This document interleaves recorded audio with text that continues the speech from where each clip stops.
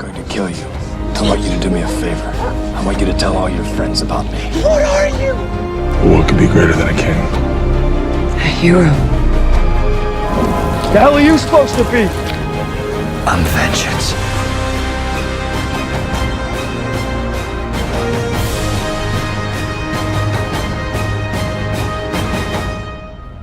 You're part of this too. How am I part of it? You'll see.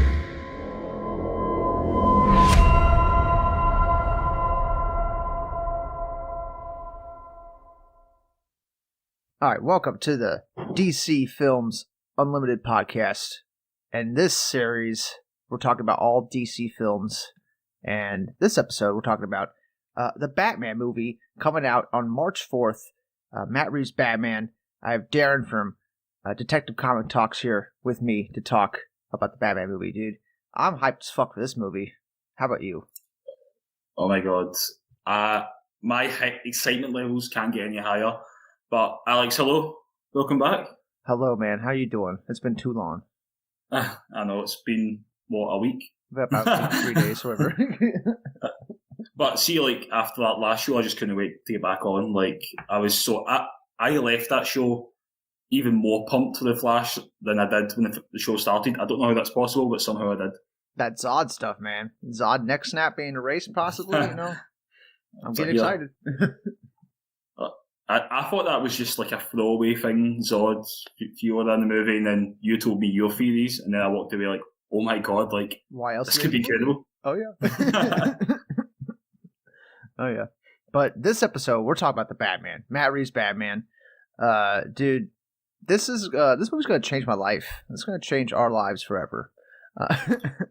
It seems to be changing people who have sought its lives already, so, I mean, everything I've heard of this movie seems to be it's arguably as good, if not better, than The Dark Knight. Everybody that's seen the early test screens are nothing but positive praise for the movie. And they actually tested a 4-hour cut of the movie, which is wild that they shot that much footage for this movie. No. And we know Matt Reeves likes to world build and stuff in his movies. So I expect a lot of world building in this. But yeah, I fully expect it to be better than the Nolan trilogy because there's something about the Nolan trilogy that, you know, they're the great films, you know, it's some of my favorite films of all time, but they're not quite Batman. You know what I'm saying? It's just, he doesn't really go into the whole DC universe or, you know, doing the fantastical things that Batman does in the comics and stuff like that. They don't go that direction in the Nolan movies. And in this Matt Reeves movie, we're getting all that. You know what I'm saying? It's going to be like a true, like, Batman coming from the comics to the big screen. You're going to get fantastical stuff. You're going to get, like, grounded, serious stuff. Yeah, like, see, with the Nolan movies, I love them. And obviously, they're the pinnacle of comic book movies. Like, you're not going to get, in my opinion, anything better than those three movies. Like, it starts well, it just gets better and better. So, if I'm honest, like, when the Batman was first announced, I was hoping that we would continue the sort of, you know, that DCEU Batman in a universe where the Justice League exists, etc. That's what I was hoping that would happen. And then we found out what Matt Reeves was planning, a year two story. It was going to be very grounded. And obviously then we started to see, as we'll discuss, the suit, the car. And at first, I'll admit, I wasn't sold on it. I was a bit like, okay, we seem to be doing a sort of Nolan-esque hyper-realism story, but as we'll get onto in a minute, like, this movie, the trailers, what we've seen behind the scenes, oh my, I'm sold. Like, I mean, I need this movie tomorrow. I need it yesterday, but I don't know if I can wait another month. But it's a short month. It's February. Short month here. It's less than 30 days away. Yeah, considering the amount of delays we've had in this movie, we should have had the movie, over a year ago? Yeah. Yeah. I think it was like October 2021. It was like their initial date. It seems more like a Halloween movie because we have the whole serial killer aspect with the Riddler and stuff. By the way, did you listen to the Riddler soundtrack? Oh my god. Oh my god. It's very good. It's very good. I know. It's like, it's like I was discussing this with my friend the other day there, and I was saying to him, it's like this movie's coming out, and it's like a movie that it can't not win. You know, like there's nothing. I have seen nothing from this movie to make me go, oh, maybe. Like I know I said it, previously there that when I initially saw what Matt Reeves was doing, I was unsure, but that wasn't as much about Matt Reeves. That was more like my tastes of the Batman character have sort of moved on in the last few years, but I've wanted to see Batman in a broader universe. And as you can imagine, after seeing, what was that, 7, 8 solo Batman movies, I maybe did want something different, but Matt Reeves has just reminded me, like, no, this is why I want to see Batman in his own world, like with the Bat characters, building that out. It's so strange how I've went from being that mentality to, no, like, please don't bring the Gal Gadots into this world, please don't do that, like, please let Matt Reeves be himself and build out his universe himself. Oh, yeah. And I really feel like they are building, like, a whole different universe here. You know what I'm saying? I don't know how you want to get into that right now, or just keep talking about the hype, because if you go on IMDb right now, the Batman is the #1 most anticipated film. It had a viewer poll on IMDb, and it won that most anticipated film of 2022 across the board here. I think it's number 6 popularity thing on the IMDb, which is really good. It's insane. Just keeps going up. Huge hype for this movie. The box office projections just came out too, not even a few days ago of us recording this, and they're saying opening weekend is like going to be over 150 million domestic opening weekend, and the total domestic run of that's going to have is going to be around like 500 million, possibly. And that's massive. That's like bigger than Batman versus Superman, and well on the way to that $1 billion mark that they want. Yeah. It's going to be huge. If the movie's just okay, it's going to break $1 billion. You know what I'm saying? If it's not like a complete dumpster fire, it's going to break that $1 billion mark probably. Alex, I'm not, like a Nostradamus type. I don't like predicting the future and stuff, but one thing I can tell you is this movie's going to be good. Yeah, me too. I everything I've seen from the movie, every frame, the music that we see, only the 2 tracks, the Batman theme and the Riddler theme, both excellent. They both sound, like they fit inside the tone that they're going for. And every shot from the movie, like every single frame that we've seen, the composition is just so well done. Everything looks so good in the movie. There's no way it's going to be bad. There's just no way. So they've not chased, proven actors, the ones we've seen over and over again. They went for up-and-coming actors who are, maybe you would say actors who maybe aren't A-listers like Zoe Kravitz and Paul Dano, but who are fantastic actors in their own right. So Jeffrey all Wright of that, also. Yeah, Jeffrey Wright. Come on, you know what I'm saying? Like these are fucking amazing actors. Yeah. And these aren't actors that maybe you would see in Andy Serkis especially. I mean, this is a guy who's the mocap guy. This is a guy who has only recently started to get work. As himself in front of the camera, but he's a fantastic actor in his own right. But it's just looking at the casting, what we've heard, especially from Matt Reeves, Robert Pattinson, Zoe Kravitz, the way they're talking about the characters, the care they're showing. They're talking about these characters is that from their heart and where they want to see the characters going and developing, and that's the sort of stuff that I want to hear. It's not. Just sort of like, WB, give me a paycheck, and I love Batman, or the typical, I love the Dark Knight Returns, like those sort of lines we've heard so many times. It's when they start talking about wanting to get into the backstory with the Waynes and Gotham City being a character itself. It's very reminiscent, what we saw with Nolan. But I just think looking at this world, that these, just what we can see for this world, I think it's going to be even better than Nolan, and that sounds crazy to say, but this looks like it could be just that wee bit more, comic booky, just that wee bit more. I feel like Nolan,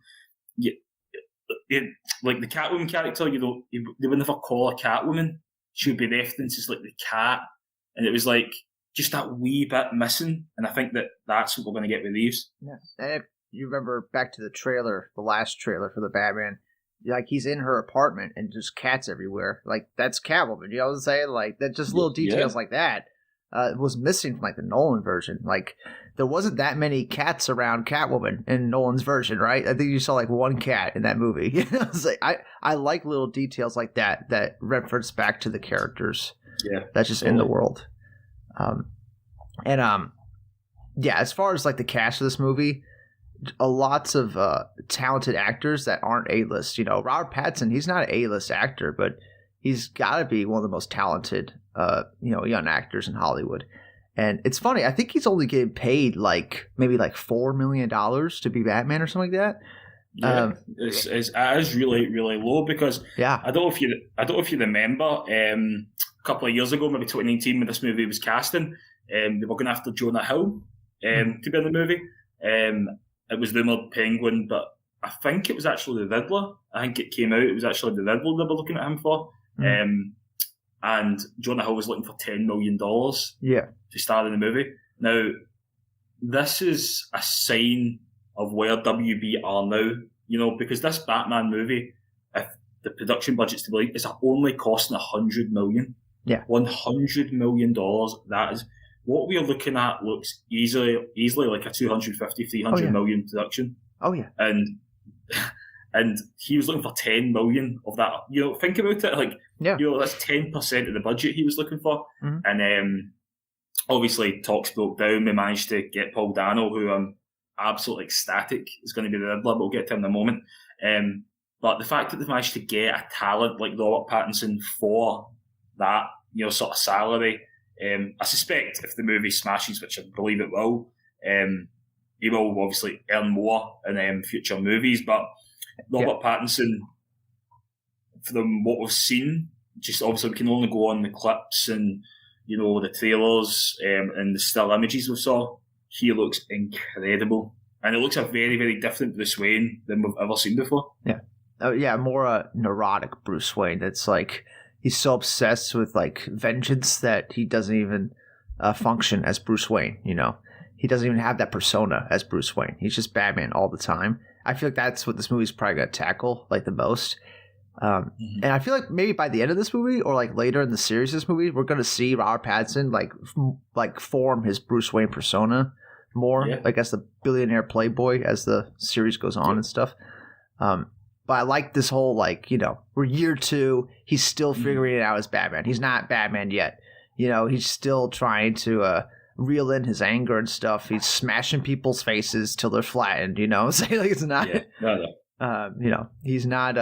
He's not polished. As long as he doesn't kill, I can't take another few years of Twitter arguments. I can't take that again. He might. That's the thing, though. I feel like there might be an accidental killing that maybe Batman does in the movie, and maybe Riddler holds that up against him and stuff like that. You're no better than anybody else in the city, Batman type thing. And maybe that's where Batman starts changing his ways type thing. I don't know. There's so many directions this movie could go, and I love that it's 3 hours long. So we're gonna get a lot of world building. We're gonna get a lot of story, and we know that the Gotham PD show is tied into this. It'll be a show on HBO Max, and in this movie they've cast tons of people as officers, Barry Keoghan.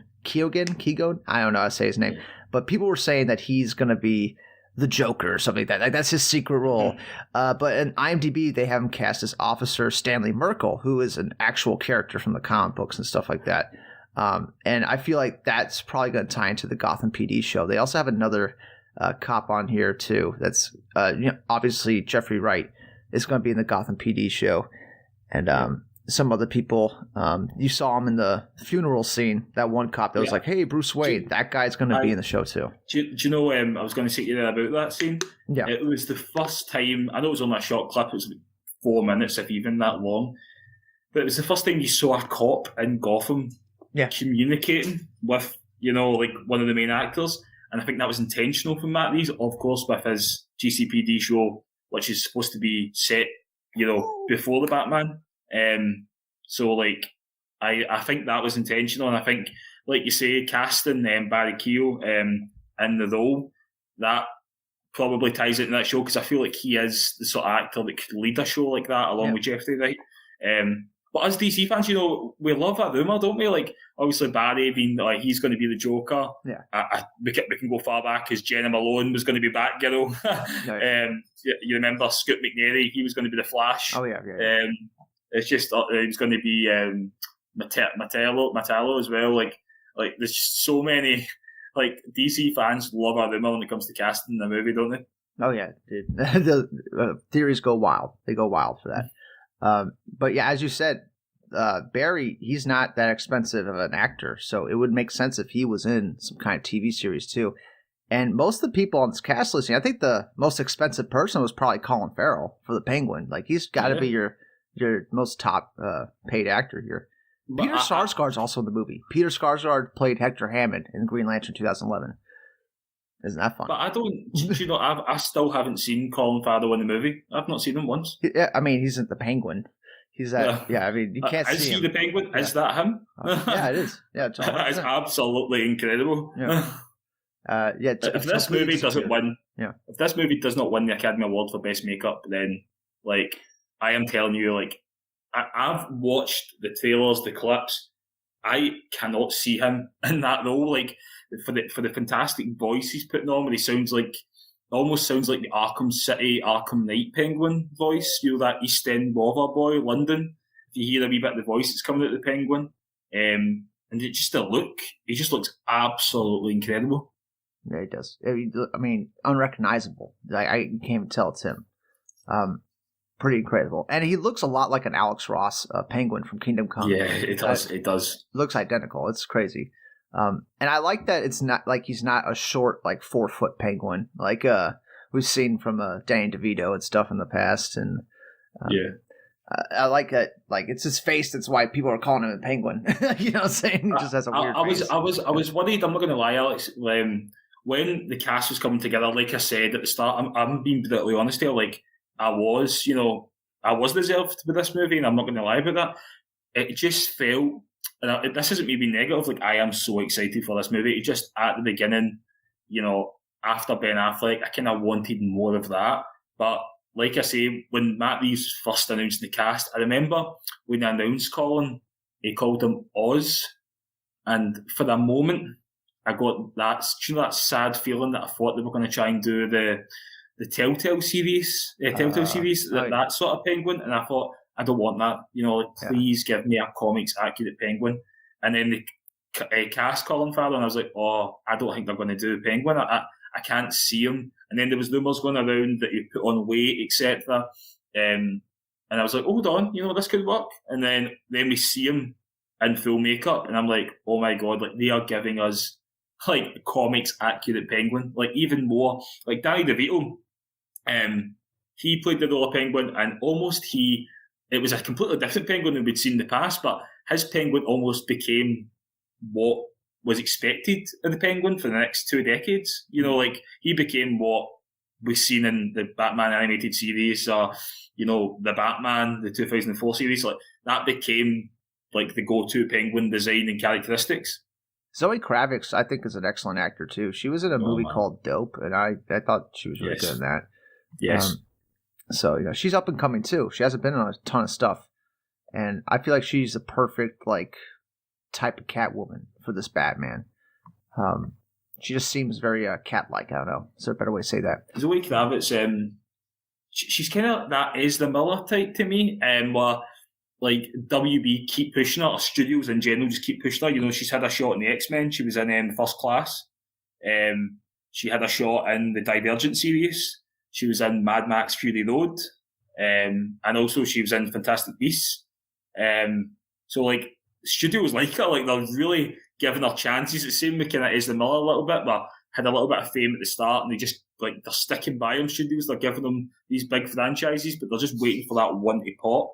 And I stand by. I think the Flash will be Ezra's moment to really step forward, and it's going to have to be. It's going to have to be. I mean, everything's on the line. The Flash, and I feel like Zoe Kravitz, this is her role. I think like just from what I've seen, what we know of her as an actress and as a person, I think this could be the definitive Catwoman. Right now, Michelle Pfeiffer's the one to beat, in my opinion, but this could be the Catwoman. Like, we look at it the same way I just said about Danny DeVito being the go-to Penguin for the last 2 decades. Oh yeah, yeah. Zoe Kravitz, she's starting off with like that leather outfit too, like the Arkham games. So I'm hoping she gets some kind of like cat cowl by the end of the movie to make her really look like the Arkham City, like Catwoman type thing.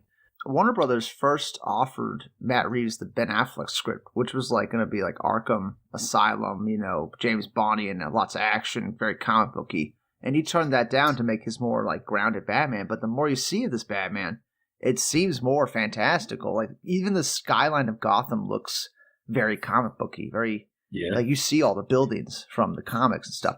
And you read the prequel book. It's the graphic novel of the movie Batman. It's the novelization of. It's not a novelization of the movie. It's a novelization like before the movie, like say prequel. So it was sort of it was taking you through different spells in Bruce Wayne and actually Edward Nashton's life prior to the Batman Beginning. So basically, when this book ends, essentially the movie and map should start. You know, like cool. if all intents and purposes are right at the end of this book.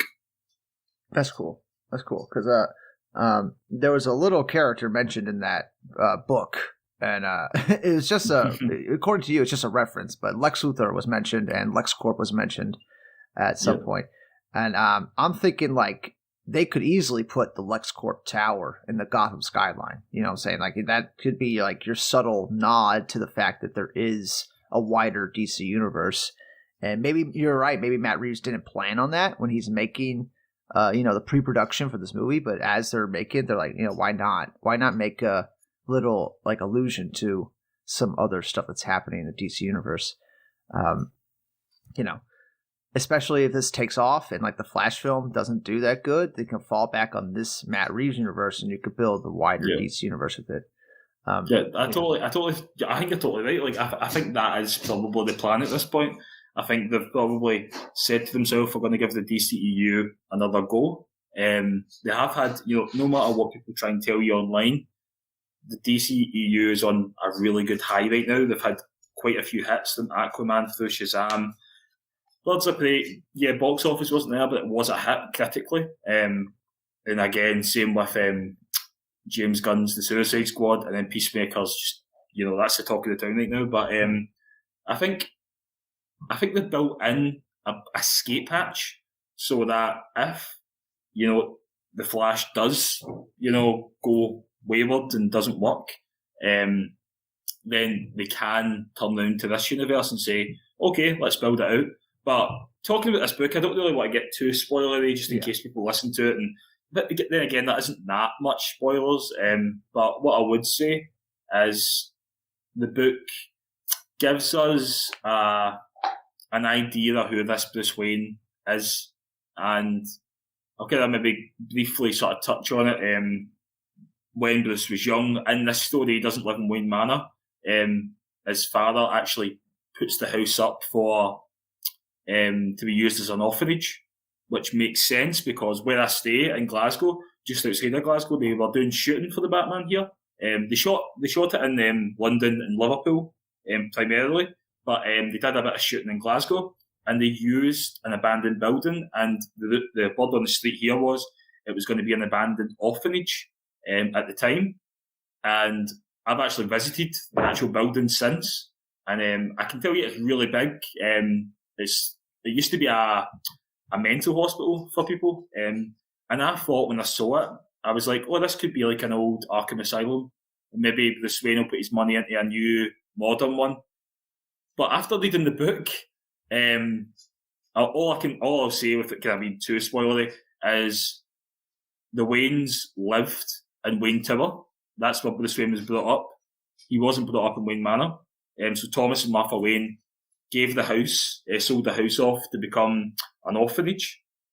And when, obviously, the Wayne family moved to Wayne Tower, and that's where they lived their life. And in that orphanage, a boy the same age as Bruce, who is Edward Nashton, who grows up to be the Riddler, he is one of the orphans. And reading the book, he resents Bruce Wayne. He resents everything Bruce Wayne had. He doesn't like the fact that he lived in Bruce Wayne's house. He feels almost like he's sort of like a servant, almost like a beggar, taking, Bruce's house and living in Bruce's like life. And then, as the book describes, inside Wayne Manor, they still have a big portrait up of Thomas and Martha Wayne and Bruce. And as an adult, that house is burnt down by Edward Nashton. He goes back and burns Wayne Manor down. So when the Batman begins, Wayne Manor's not there. Wow. So the movie starts with Wayne Manor burnt down. Yeah, burned down, and it makes sense with the building now. Now I'm putting it together. Hopefully that is almost a spoiler, but I've just got to put this together in my head. It makes sense with the rumours that they were going to use it as an abandoned orphanage, and now I've heard that now I've read the book. It makes sense that abandoned building, which it is burnt in half when I visited it, would be the remains of Wayne Manor. That's dope. That's dope. That's an interesting take. It almost sounds like a Thomas Elliot, almost Riddler. Yeah, it feels like a play on that.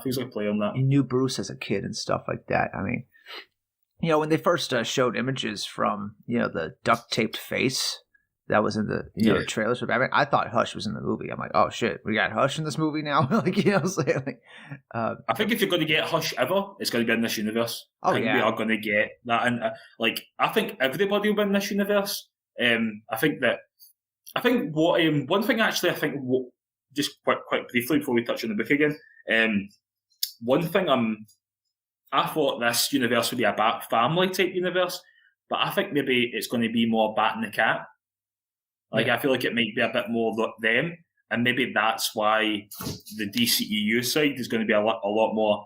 We're getting teases of Robin, Nightwing, obviously the Keaton Batgirl thing going on there.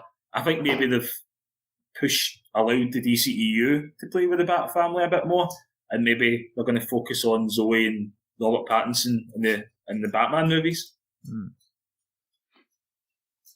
Maybe I'm wrong. But I was thinking it was going to be more Bat family too, and the amount of villains they're putting in the movie, they're definitely trying to, build up this Bat universe a lot.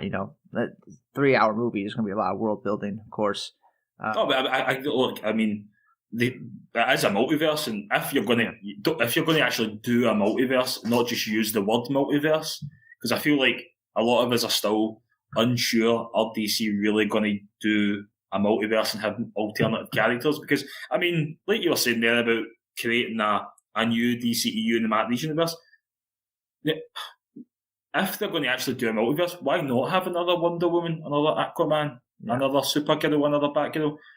I don't think they will, just from a business point of view. I don't think they'll want to, have competing, you already sort of see it with Michael Keaton being the new Batman, with Robert Pattinson, the younger one. It's like, there's no chance of any competition there, because Michael Keaton is going to be Batman maybe 25% of the time, and then the other 75% of the time, maybe even more than that, will be Bruce Wayne. So, you can see what they're trying to do. They are letting multiple versions exist, but they aren't. It's quite clever. Yeah, I mean, Michael Keaton fits more with a Justice League situation anyway, because Batman's always the one making the plans in the Justice League. Yeah. He's not really in the field all the time with them. We've seen them BBS and how painful it was to watch Ben Affleck rolling about and throwing smoke grenades at Doomsday. It was a painful experience. Yeah, hiding under some debris to get away from Doomsday's blast or something like that. Batman can't do much, in the field with the Justice League, but he can make the plans. He could be telling them what to do, and that's what Keaton. That's his role. That's what it should be. Keaton should be the Batman that's at the computer helping them. Totally. That should totally. But this is Robert Pattinson. This is more of a functional in the field Batman. That's Batman more than he is Bruce Wayne type thing. And I think the only person we haven't really talked about much is Paul Dano as Riddler, which I was over the moon when he was cast, because his role in There Will Be Blood was one that blew me away when I first saw it. Almost unrecognizable, even though he's not changing anything about his face, but just the character he is just an incredible performance. And there was another movie where he played a serial killer at the beginning of the movie. It's called Taking Lives. It was a long time ago. Yes, I've seen that. Fantastic. No, it's fantastic. And that's another role that makes me think that they cast this right. You know what I'm saying? Like, he could pull off creepy, really good. You know what I'm saying? Like, that is up his alley, For me, it was 12 Years a Slave. I thought he was absolutely fantastic in that as well. This is just a fantastic character actor. This is the casting that is so out the box for WB. Like, I'm telling you, like you see when Joker come out, like, and Joker's a fantastic movie, right? It's a very good character piece, not very comics accurate, but it's a very good take on a man with mental illness. And they go for Joaquin Phoenix. Now, Joaquin Phoenix is a fantastic actor and deserved his Academy Award, but that's the sort of casting WB normally go for, the established actor.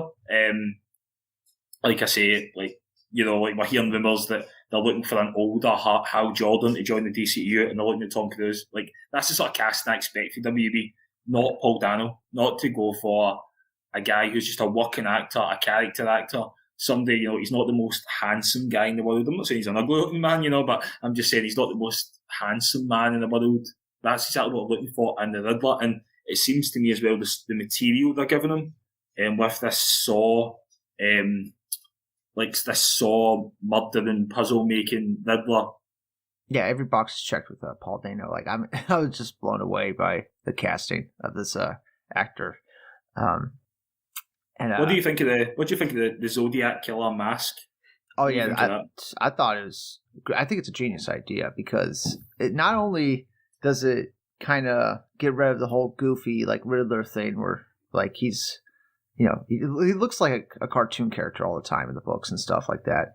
And yeah, he should be kind of like over the top and fantastic, but I like this initial take, like this first go at him being Riddler, and he's like kind of still figuring it out, and he's just more of a serial killer. I like that version of Riddler. Like, he's killing people. Like, he's not, like, he's a straight up, there's nothing really goofy about him. He's setting up traps for people, and he's killing them if they don't figure out their riddles. You know what I'm saying? Like, that's he's the Riddler. Yeah, that's the whole point. This is, like you say, like, this is a complete different take, but this is what, I remember, about 10, 15 years ago, there was rumours that in Batman 3, that Nolan was going to do the Riddler, and there was a lot of rumours of how he would do it. Mm-hmm. This is what I thought he would do. Yeah. This is the sort of, I'm not saying like Nolan's the blueprint, blah, blah, blah, because we've seen what happened with Man of Steel and BVS when Nolan was the blueprint, so I don't want Nolan to be like the blueprint of everything, but I think that if we were to have seen a Riddler in that world, this would have been it. And watching what Paul Dano's doing and watching the trailers and how it's been executed, it's just absolutely perfection. Like, perfection. Amen. I mean, they're going to make the Riddler like a menacing, like, evil villain. Like, more evil than he's probably ever been. It's probably going to be in this movie. And I can't wait. I can't wait to see more of the Riddles, too, because we only got like 2 of them so far, I think. I can't wait to see more of them. And Batman, I'd like to see him do like some kind of Riddler trophy type thing. Like, I don't know how you would do that. I think it's just too far. Like, I think it's probably too far to do. But it would be cool if they done some sort of like every crime scene he's leaving some sort of like a riddle. I know riddle like in a bit of paper, like just a question mark. Maybe it's just too much to ask. But I don't know. I feel like it would be a cool little Easter egg. Maybe that is just a touch to that. Again, that's maybe more what Keaton's Batman would be sort of facing, that sort of Riddler. But like leaving riddles and question marks and being like Jim Carrey and jumping about mad. But I think this one maybe wouldn't do that. But I still think, just looking at what Matt Reeves is doing, you never know. I feel like he is willing to start messing with the comic stuff a bit more. Oh yeah, because Matt Reeves has talked nonstop about the comics. Like, wow, he's a huge fan. He's read some of the biggest like books, like Batman Ego by Darwin Cook. Most people don't even know what that fucking book is. Like, it's a sensational book. Sensational book, and it ties into New Frontier. I mean, Justice League New Frontier. So, like, what do you think Matt Reeves is thinking? I don't know. Like, you know what I'm saying? Like, at least I know Matt Reeves knows about the comics and stuff. If he's mentioning books like that, and going for that angle. And I just love that it's taking place in like Batman's second year, you know what I'm saying? Like, because we've gotten the beginning of Batman's story and we've gotten the end of it a few times now. And I've been waiting for Batman's like glory years, like on screen. You know what I'm saying? Like age 25 to 33, like the most important years of Batman's career type thing. Like I feel like the only time we've ever really got that Dark would have Knight. been maybe the Keaton movies. Yeah. You know, like, I feel like that was Batman. You know, like, and again, it's a very cinematic take on Batman of the time. You know, like very trying to sort of make Batman grim and, you know, try to make him more appealable to that to the But audience. it's prime Batman though. He's full on Batman. You know, he knows everything already. Like that's prime Batman. One thing I read in the book, which I thought was fantastic, is, you know, the whole Andy Serkis as Alfred. I wasn't sure if it was going to be year one Alfred, which it very much so seems like it's going to be. It's going to be like the military take on Alfred. But one thing I discovered reading the book is Alfred is very much involved in running Wayne Enterprises, which I found was very weird. I found that very interesting. I thought it was a really different take for Alfred. And also I discovered that Bruce Wayne, when he's been, he was, instead of travelling the world and being trained by Ra's al Ghul in this version, he has travelled the world, went to different universities, learned, you know, chemistry, biology, like criminal physics. But every time he's went to a different university to learn, he's went to a different country, and when he's there, he's learned their local martial arts. Yeah. So I thought that was quite clever. It's a good way to sort of navigate the whole. Is he part of the League of Shadows or, you know, League of Assassins, whatever you want to call it? It's quite a cool way to navigate that, and I thought it was a pretty good twist on the character. Yeah, because you can't do it again. Because like Batman Begins already did the League of Shadows and Ra's al Ghul. And totally. I actually like Batman Begins a lot for combining like Henry Ducard and Ra's al Ghul into the same character. So like Batman learns the martial arts and he learns the detective stuff from the same guy type thing. I like that. I wonder if they're just going to bring like Henry Ducard into this Matt Reeves universe as, you know, some, you know, just another way to establish that Batman knows how to be a detective type thing. Because that's the only thing that we really don't get from Batman movies is him doing a bunch of detective work, trying to figure that. And that's what this movie is. Like he's trying to solve a murder. Yeah. He's trying to solve a murder spree, you know, find a serial killer type thing.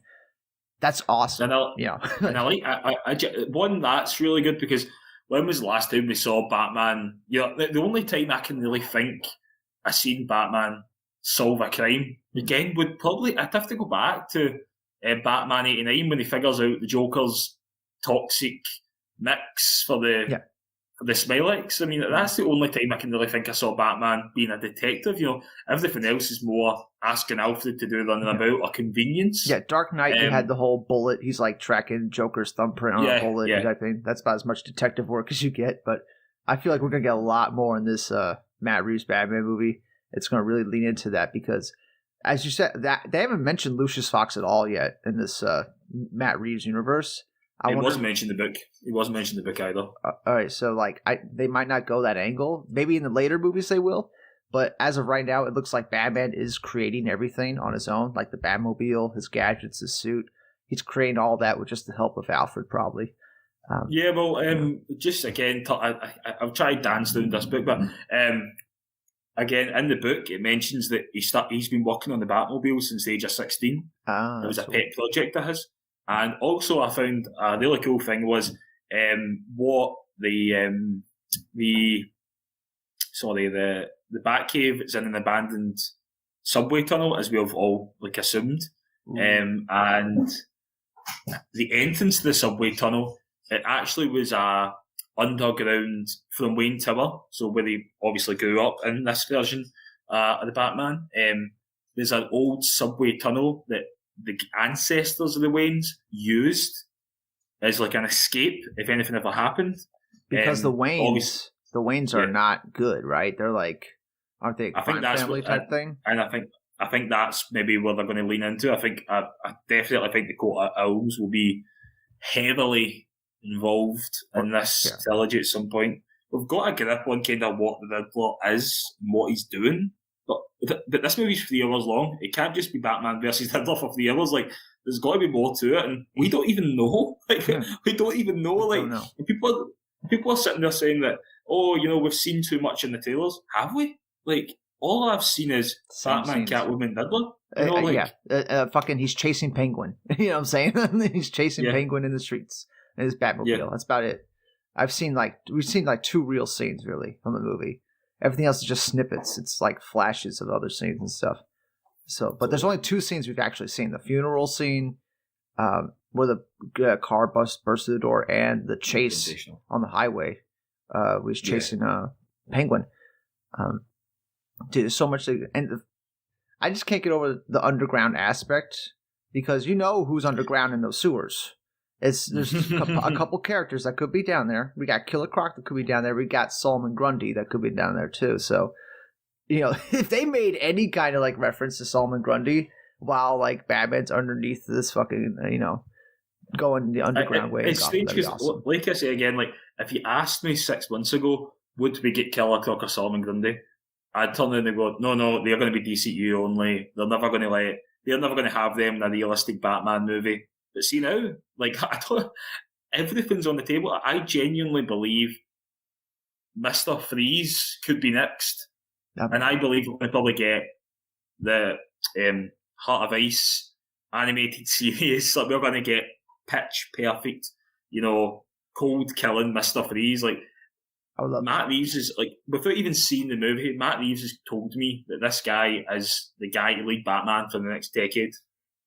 Most likely. And I have no reason to believe why he wouldn't want to do it too. You know what I'm saying? He's going to get paid a lot of money to make these movies, and he likes the character. You know, it's something he's wanted to do. So why would he want to leave? And he's show running the animated series, and he's show running the TV shows that are going to be on HBO Max. So like, he's got his whole, he's dipped into this universe completely.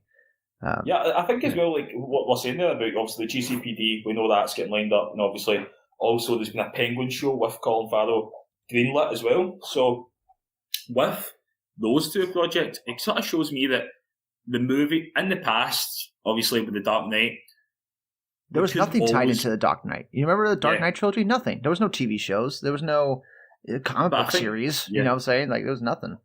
It was but just I think like with the totally like with this new with HBO Max and with them needing content for that streaming service, with that sort of aspect to it, it sort of means that these movies can focus on Batman. Like, they can be about Bruce Wayne, they can be about the character, and characters can come into it. You know, like we can have Paul Dano.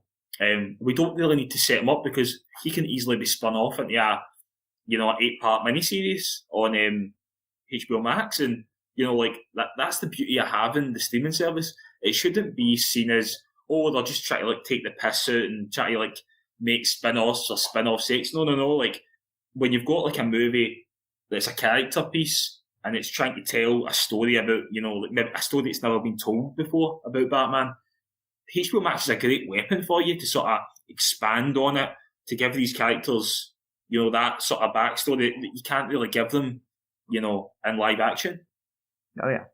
Oh yeah, dude. And I gotta feel like Matt Reeves wants to be a part of that, and he wants to create this universe and stuff and build all this up. And yeah, dude, if they do Mr. Freeze next, that'd be great. I don't think they're gonna kill Riddler either. I don't think that's gonna happen. You know what I'm saying? I feel like this is gonna be a Batman series where Batman puts these people in Arkham type thing, and we're gonna get a new look at Arkham. I think like what they're doing is almost like Sony are trying to do with Spider-Man.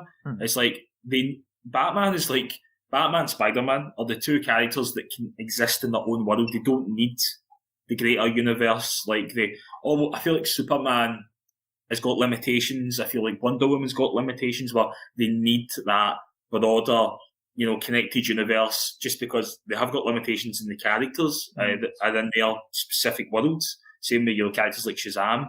So it makes sense for them to all connect. But Batman can be on his own. Like, Batman's got so much growth there, so much. We haven't even scratched the surface on Batman. You know, like, we've had Batman movies way back to 1966, through to 89, obviously through the Dark Knight and through, obviously, the DCEU era. And we haven't even scratched the surface of Batman. Yeah. You know, like, we haven't even, you know, we can look in our shelves and we can see hundreds, thousands of comics that haven't even been teased yet. And I feel like we've done, the Joker 100 times. We've done the origin story 1,000 times. Even the book didn't even explain the origin; it just sort of skipped over it. Good. They've done a time jump, so I'm like, even Matt Reeves himself, as a fan, knows, look, we've done that. Let's move on. Yeah. And I think that's the most exciting part for me, is that we are going to be going into these areas of Gotham, into these stories that are sort of modern day. Year one. Not year one. What do you call it again? The Jeff Johns story. Oh, Earth One. Yeah. Earth One. My apologies. I called it year one the whole episode. No, the Earth One by Jeff Johns. We're going to go into these sort of different stories that we haven't touched before. Maybe we're going to go into Arkham Asylum. We're going to go into The Long Halloween. We're going to do Hush. It's going to be these stories that us Batman fans wanted. We want to see Batman going to the Penguin, interrogating them for information, then having to go to Two-Face for information, and having to go to Falcone for information. Like, that's what we want. We could potentially, in a couple of years' time, could have a sequel to this movie where we've had a couple of spin-offs, we've introduced even more characters, and then the big threat in the next movie, maybe we have to go through 2 or 3 characters that have been set up in spin-offs on the first movie to get to the big bad, and that's what we're wanting, as Batman fans. I think we're tired of the same old sort of Batman on his own, Batman and Alfred stories. I feel like we've completed that. But there's so much more to be tapped into, and I feel like Matt Reeves is onto something here. Yeah, because I felt like that was something the Nolan trilogy fell short of, because they did an amazing job in The Dark Knight establishing Two-Face, right? They did like a perfect origin for Two-Face, and then they just kill him at the end of the movie. Like, I feel like Matt Reeves' Batman will establish like a new Harvey Dent, and like they're not going to kill him. Say he's going to become Two-Face, and then he's going to be in another movie and stuff like that. That's kind of what I want. I don't want these villains to be one and done. I want them to like get their shine in these movies, and then they come back in future movies type things. You know what I'm saying? And just building the Batman universe like that, and building up these villains and stuff like that, I think is the best way forward. We've touched on Two-Face, obviously. Like, I think because in this movie, I think Peter Sarsgaard is playing District Attorney Gil Collins.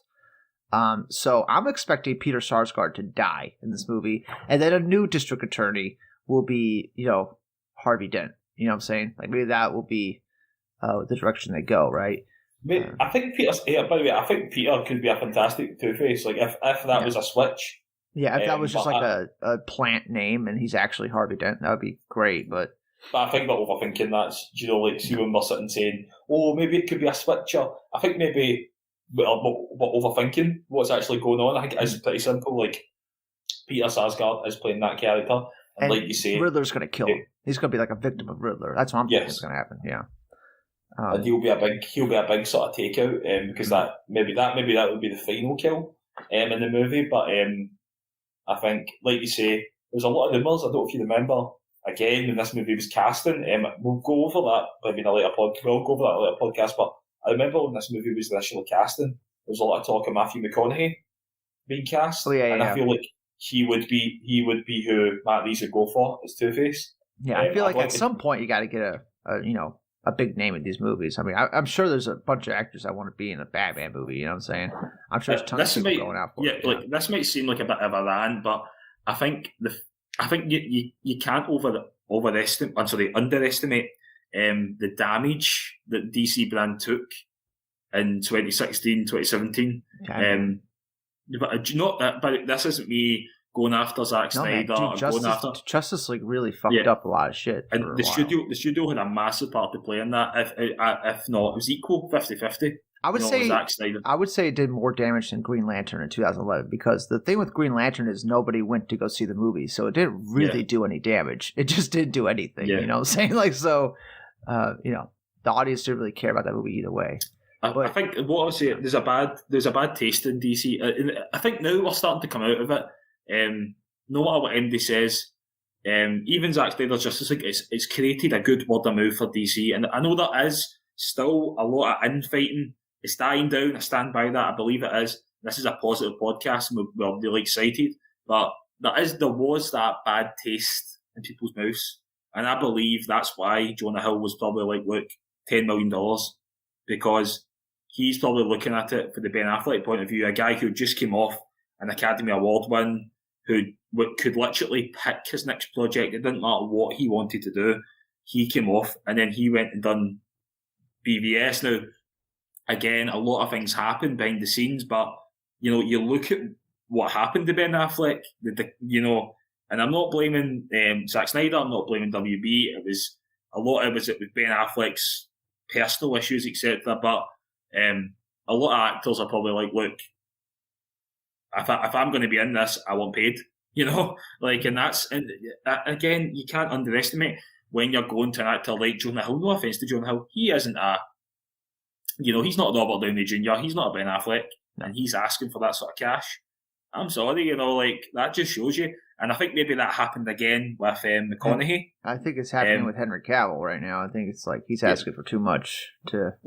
Yeah. But I think Henry Cavill is a different situation in the sense of maybe Henry Cavill was part of that old WB who were overspending. We've seen the budgets for Man of Steel, 300 million, 300 plus for BVS, same as Suicide Squad. Like, he was part of that WB who thought spend now and then the people just show up. Just throw as much money at these movies and maybe they'll turn out good. It's the same mentality they had for like Green Lantern and stuff like that. Let's just overspend. Hopefully, if we spend enough money, throw enough money at it, it'll fix the problems. But I think they figured it out, dude. Like, you look at like I say, the right now, you look at Matt Reeves, the Batman, $100 million. Like, Suicide Squad, 150 million to make that movie. You know what I'm saying? Like, they figured it out. I think the Suicide Squad maybe like a bit in the higher end, but if you look at like Shazam, 70 million. Yeah. I think Birds of Prey was in that range as well, meaning, Shazam made a good profit. It's actually a fact known that they made more than Man of Steel profit-wise. Granted, it's in a bigger scale, but much smaller. Obviously, if you look at like Birds of Prey, again, a movie that, it didn't work for the mainstream, but the movie didn't cost that much, so, and it probably didn't lose money in the end. Once it's like all told, it probably broke even. So like that, it's lower risk. So I think like you're saying there about McConaughey, I think that if this movie's successful and DC can continue this trend that they've picked up recently, I think you'll start to see guys like McConaughey become more interested in maybe working in the budget range that obviously DC and WB are wanting to work in now. Yeah, and that's why I'm so confident in Matt Reeves, like Batman, because just how much it costs, and it didn't overspend, and they just trusted Matt Reeves to make this movie. I just have a lot of faith that it's going to be like really good. A lot of faith. Any final thoughts on the Batman, though? Any final thoughts on the Batman? Just what I've been saying, Alex. I'm absolutely so excited for this movie. Yeah, man. It can't get here quick enough, and like I say, when this, like you said there, when this drops, the tickets will be on sale. We might even get another trailer, possibly. Yeah. With the tickets dropping. To be fair, I don't want to see anymore. Yeah, I'm ready for this movie. Like I'm 100% going to be there at least 3 times the first weekend. I anticipate. I'm going to be honest. If I can get the tickets, that's the thing. I suspect this will be the hottest ticket in town. And the biggest compliment, Alex, I can say before I go, before we go for this week, the biggest compliment we can pay the Batman is Doctor Strange: The Multiverse of Madness moved. No matter what you say, that movie was bang in there for that release date in March, and then as soon as the Batman trailer dropped, the second trailer, Doctor Strange moved within hours, and that says everything for this movie. Yeah, man. I think Warner Bros. Is known for at least the last 2 years that they've had a home run with the Batman, and they've just been finding the right spot to release it for everybody. And they're so they're greenlighting shows. They're getting Matt Reeves on multiple projects. No doubt the movie's going to be successful. It's just a question of how successful it's going to be. Is it going to be shattering all kinds of records? Is it going to be like this touted movie where people are getting tattoos of it, like type thing?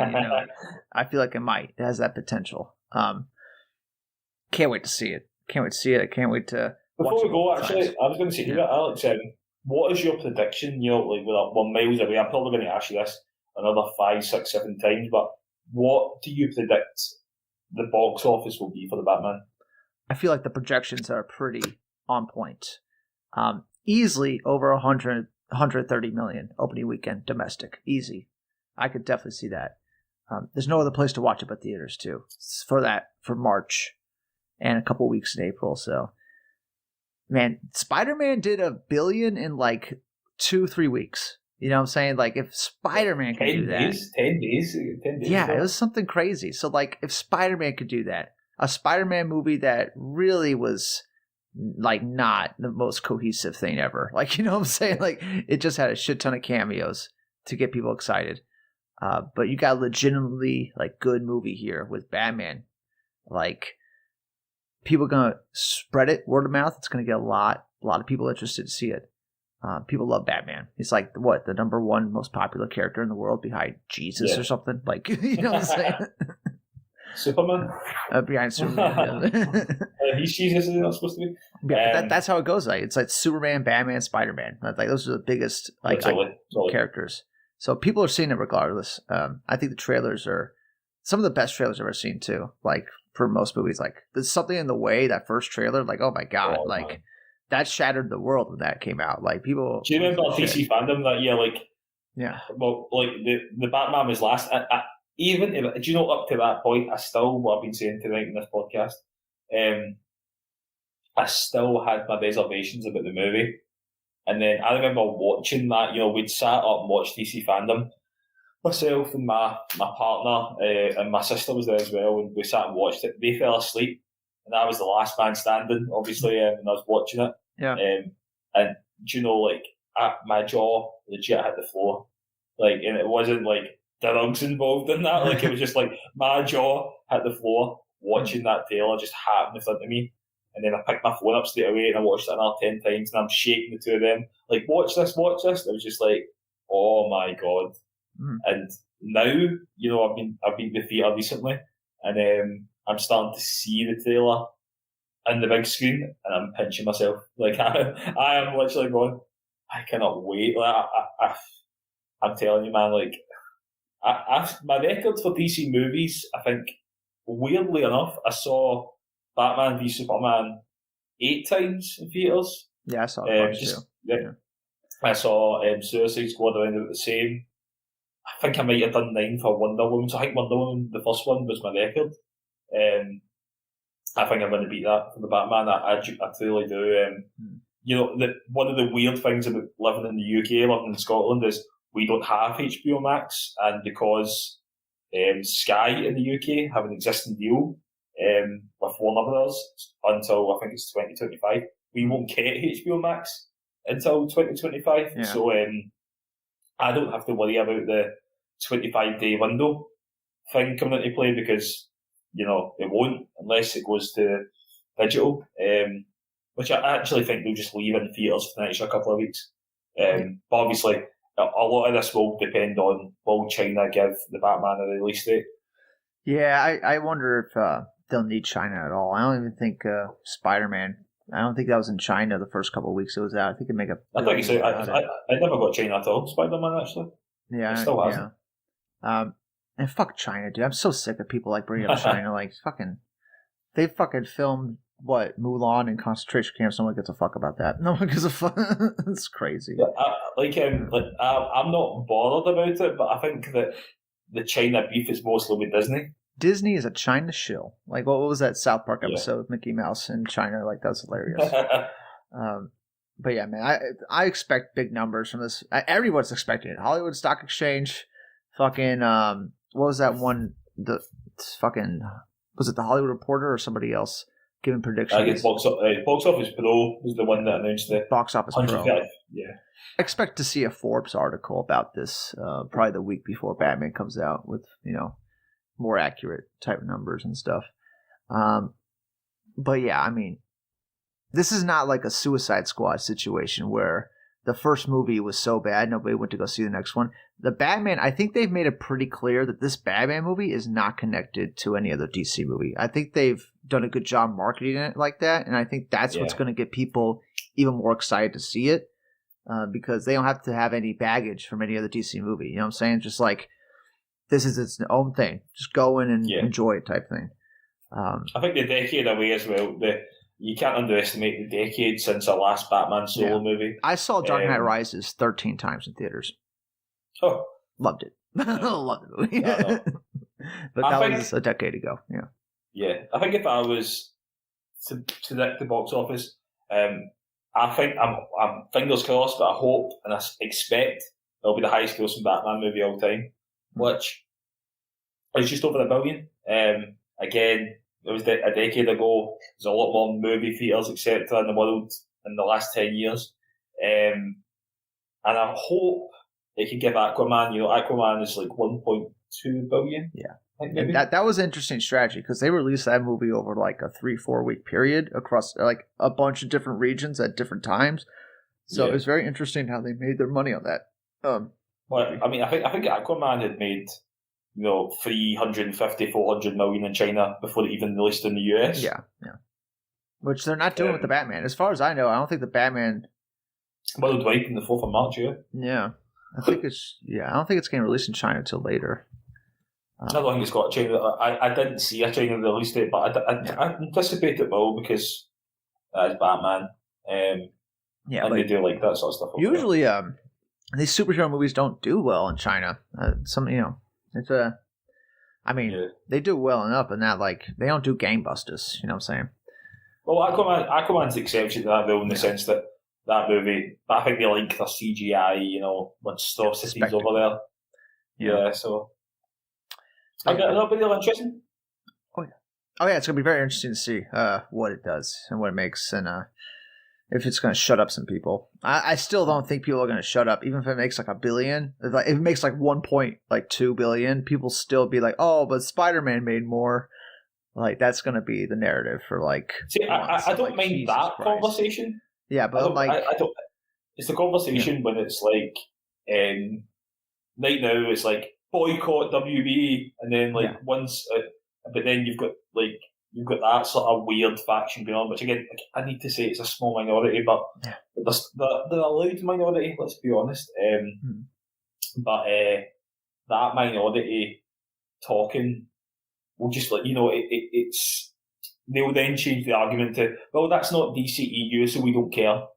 The same way that back to the sort of Walter Hamada conversation we've had. Walter Hamada's had $2 billion hits. No matter what you say, that he wasn't really keen on the Joker idea, etc. He's had $2 billion hits, Aquaman and Joker, and I anticipate he's about to have a $3 billion hit. Yeah, Batman is definitely money talks. It's gonna get damn close to $1 billion. I mean, it's fucking if not surpass it and break it real quick. Spider-Man did it in 10 days. I think Batman can do it. In 14. Yeah. I mean, there's some people like, it's gonna make $2 billion. I'm like, you're out of your fucking minds. You're out of your fucking minds, type thing. Maybe at the end of the trilogy, if it continues at this quality, absolutely. But anyway, let's hope this Matt Reeves movie is successful. All right, and we can get more Batman because we need to get Batman's house in order, and I want more Batman content. We're going to a Batman renaissance right now, a new Batman renaissance. We haven't had one in a while, so. Looking forward to all of it. Oh yeah, to Super Batmania. What should I call this episode? Did you see Did you actually see see that? See the I don't know if you saw it. It's the popcorn dispensers. The are in theaters right now. It's like Robert Pattinson's Batman cowl. Yeah, they're already starting it. The Little Caesars pizzas shaped like bat symbols. That's what's like. I cannot wait, man. I love it. See, this is the time where. You have to take my credit card off me. Yeah. Because I start seeing things, and I start going, I'll just buy that. The toys, all the toys that are coming out for it. Jesus Christ. So it's like, I genuinely just last week that I ended up picking up a Iron Studios. They're not out yet, but I got the Harley Quinn and I got the King Shark for the Suicide Squad. They're amazing. I think they're 1/4 scales. Iron Studio statues, they're like 100. I think the King Shark was $170 and the Harley Quinn was $160. But that's I can get dangerous, when like I get excited with this stuff, man. I start buying like needless shit.